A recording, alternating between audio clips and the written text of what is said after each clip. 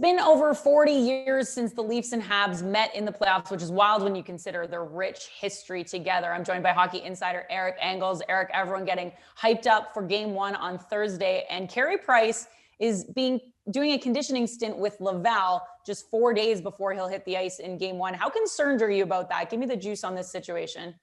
Well, the fact that the Laval Rocket are playing the Toronto Marlies makes it a little bit more concerning. There's a risk-reward element to this, and I'm going to be as honest as I was about Connor McDavid, Leon Draisaitl, and Mike Smith and Darnell Nurse playing against the Canadiens last week in a completely meaningless game for them.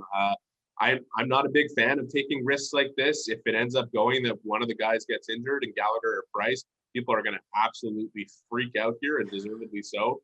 But the other side of it is, and unlike that situation with Edmonton, Carey Price hasn't played a game in a month. And you look at Frederik Andersen, who just went down for the Leafs to play some game action in the AHL. I understand that Jack Campbell is starting the series, but I think the Leafs are going to have to rely on Frederik Andersen at some point if they're going to go on a run here.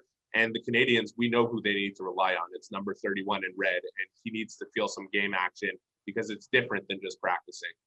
Well, every Sportsnet hockey persona selected the Leafs to move on in this series, but you're the only one, Eric, who said that it could happen in 7 games. Why is that, and how much does Price sway that decision for you? Can he steal a couple games here? Well, he sways it a lot because of the fact that he's been phenomenal in the playoffs in his last 4 times being there. And obviously since the Olympics, he's just been one of the best goalies in the world when it comes to the games that matter most. The reason I picked the Leafs in 7 is because it's hard for me to go against the logic of what I've seen from both teams, not necessarily against each other, but throughout their entire seasons. And for Montreal, it's been a bit of a struggle. And for the Toronto Maple Leafs, I see a team that has matured quite a bit, both in their talented superstars that have found the way they need to play to be successful at this time of year, and the guys that Kyle Dubas brought in that help reinforce that key message that you can't just go out scoring your problems. You have to find a way to play defensively and lock down games. And I think we saw the Leafs do that.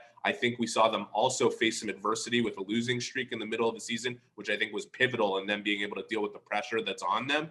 And I do believe this series is going to go the distance because I look around that Montreal room and there is a bunch of guys in there that you can circle and say, these guys know how to elevate. So I can't wait for it to get started. And like I said on Twitter, nothing will surprise me. If the Canadiens end up pulling it out, it's the reason why I said this series is going to go 7. I believe it's going to be extremely competitive. Couldn't agree more with you on that, Ian. You mentioned how Price is a beast come playoffs, 71 stints in postseason play to a whole whopping 0 from Jack Campbell. So how short do you think his leash will be in that game 1 situation?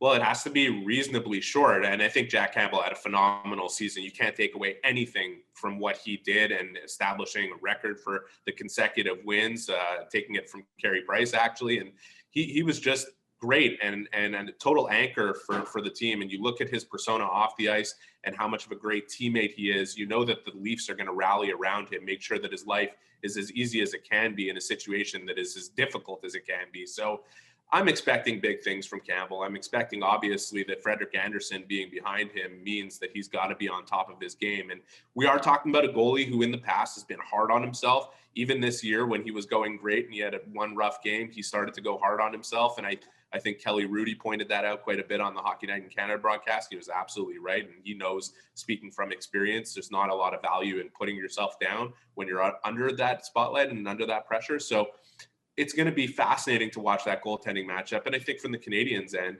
they have to look at it as an opportunity to really create a seed of doubt by getting to him in game 1. So this first game, we still have to wait a few days for it, but there's a lot on the line.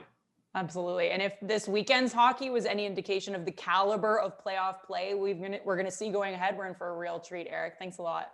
Thank you, Danielle.